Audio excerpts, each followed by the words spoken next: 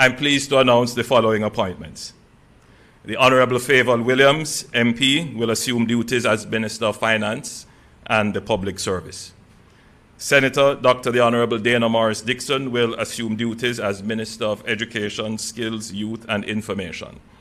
And Mr. Matthew Sabuda, MP, will reassume his role as Minister without portfolio in the Ministry of Economic Growth and Job Creation. These appointments are designed to maintain stability and minimize disruption in the functioning of the government, but at the same time, pivot towards a growth-oriented economic policy, as well as to make a priority and focus of human capital development. To help drive this pivot towards growth, I have assigned my senior advisor, Mr. Alec Jan, who